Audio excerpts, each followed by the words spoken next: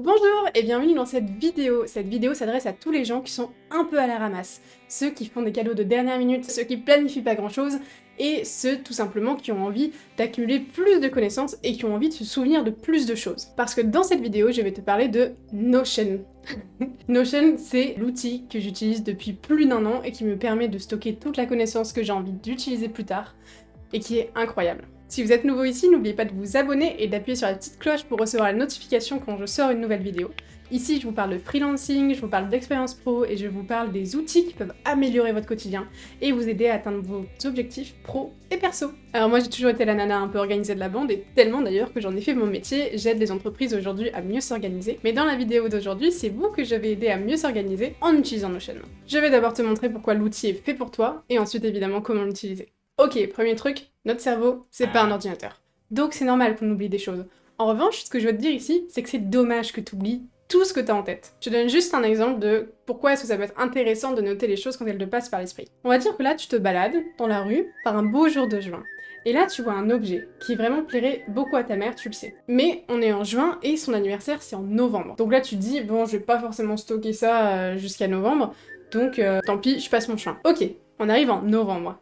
On arrive en novembre à une semaine de l'anniversaire. Et là, il y a de grandes chances pour que tu te dises « Mais qu'est-ce que je vais lui acheter ?» Aucune idée. Bon, on va partir sur, je sais pas, du chocolat, un bijou, un foulard, un truc pas très original, parce que tu auras oublié cette idée incroyable que tu avais eue quelques temps avant, tu ne l'auras pas notée, ou alors peut-être que tu l'auras notée sur ton carnet, sur ton téléphone, mais tu auras juste oublié d'aller chercher ensuite cette note enfouie très très loin.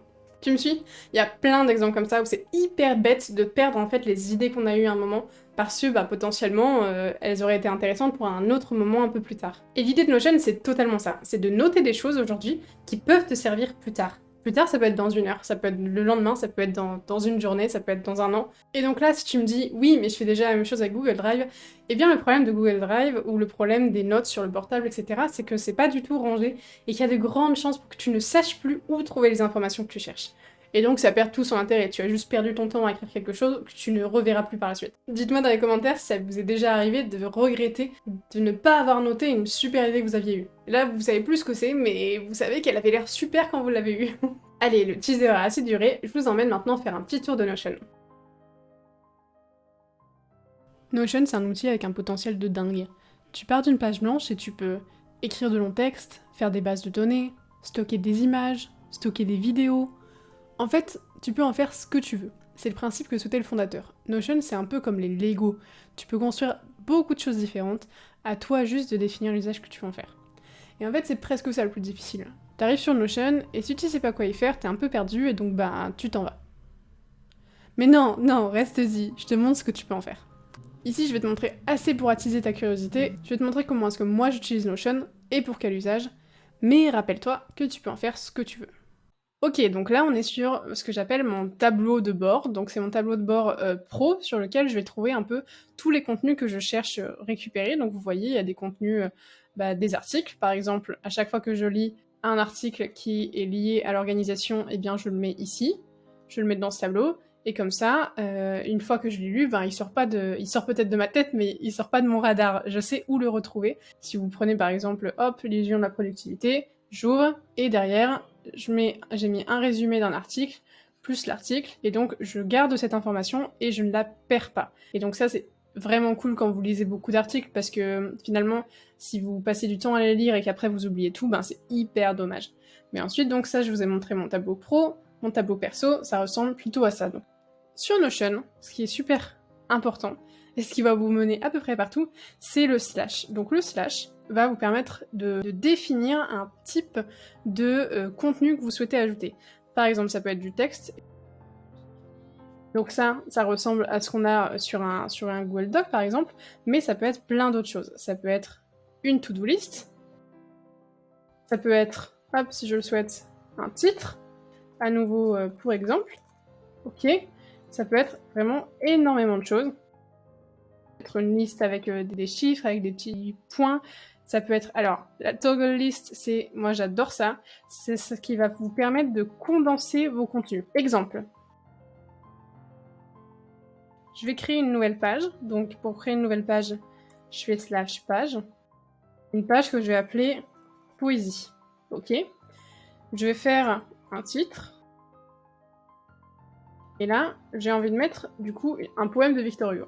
J'ai même envie d'en mettre plein. Mais vous comprenez bien que si j'en mets beaucoup, et bien après, je vais devoir descendre pour lire tous les poèmes, et ça va être un peu chiant à récupérer. Donc, pas grand intérêt. En revanche, là, si je fais toggle, et que je mets le poème de Victor Hugo à Petite Jeanne, je vais pouvoir ouvrir le toggle. Ici, j'étais allé copier un poème, et je referme le toggle. Et donc vous voyez bien, vous imaginez bien que si derrière je vais mettre plein de poèmes, eh bien ce sera hyper facile pour moi de savoir où je vais trouver chaque poème, parce qu'ils seront bien rangés. C'est rangé de telle sorte à ce que je puisse dérouler quand j'en ai besoin, et ranger quand j'en ai plus besoin. Tout à l'heure, je vous ai parlé de stocker donc les articles, mais ça peut aussi être des livres que vous avez envie de garder en tête, garder un petit résumé. Donc je vais vous montrer un exemple de tableau que je fais moi pour garder ces informations, que j'appelle du coup média, et dans lequel, alors je l'ai commencé il y a pas hyper longtemps celui-là, mais vous voyez, je mets les livres que j'ai lus, je mets le nom, je mets la note que j'ai mise à ce livre, l'auteur, le lien du livre si jamais je me rappelais, je sais pas, la couverture, et ensuite je mets un petit résumé. Et ce qui est super, c'est que du coup, quand je vais ouvrir ce livre, par exemple Americana, dans 3 mois et que je me rappellerai plus du tout de ce que j'ai lu, et bien je pourrais aller du coup sur le tableau, ouvrir ceci, et voir le résumé de ce livre. Autre exemple, ici, en ce moment je suis en train de prévoir du coup les vacances, je clique sur voyage, je suis allée à Florence, et pour aller à Florence, eh ben, j'ai mis tous les trucs à faire dans un tableau, la raison pour laquelle il fallait le faire, la catégorie, est-ce que c'était une visite, est-ce que c'était un restaurant, est-ce que c'était l'apéritivo, le lien pour retrouver, etc. En fait, je veux juste vous montrer que sur Notion, vous pouvez tout faire, et ça c'est vraiment top, parce que vous pouvez centraliser toutes les informations dont vous avez besoin. Et parce que je vous en ai parlé du coup au début, on va faire ensemble un tableau qui s'appellera idée de cadeau. Et là du coup dans Keep, donc j'en avais déjà fait un mais je vais en refaire un avec vous, une page, donc slash page que je vais appeler idée de cadeau. Ok, donc on va faire un tableau, donc on fait slash, alors c'est en anglais, mais donc slash table, inline. Ici on va mettre le nom de la personne à qui vous voulez offrir un cadeau. Vous pouvez rester simple et du coup juste mettre idée cadeau. Ok, mais vous pouvez aussi décider d'avoir un tableau un peu plus complet dans lequel on pourrait mettre par exemple, si vous voulez ranger après, on pourrait mettre type de relation, et après on pourrait mettre type de cadeau. Donc par exemple, si je mets ici Julie, Marc, Jean, ok. Type de relation, j'ai choisi du coup le type multiselect, donc qui va me donner un tag. Donc Julie, je vais mettre que c'est une amie. Donc je vais mettre ami avec un S. Marc aussi, c'est un ami. Ok, donc le tag il revient. Et Jean, on va dire que c'est la famille. Ok. Type de cadeau. Alors là, pour l'instant, j'en ai pas. Mais alors pourquoi j'ai mis type de relation? Parce qu'ici, du coup, on a un tableau dans lequel vous pouvez donc, Julie, ouvrir la page Julie et mettre. Mais aussi, ce qui peut être intéressant, parce que là, donc, on l'a mis en liste, c'est que vous pouvez changer la vue et le mettre, par exemple, en tableau. Hop, on crée en tableau. Et ici, on voit du coup que pour aller chercher les informations de Julie, il faut juste aller dans la catégorie Amis, de même pour Jean. Et on pourrait aussi aller dans la vue Galerie, hop, ici, où on aurait potentiellement le visage de Jean, le visage de Marc, le visage de Julie. Donc je vais vous montrer ça. Ici, pour Jean, donc je fais slash image. Hop, je vais aller chercher juste sur une splash. Mais donc si on va dire que lui, il s'appelle Jean, l'image apparaît. Et quand je ferme, on voit Jean ici. Et là, on voit bougie, senteur iris. Si je mets autre chose, que je mets une image,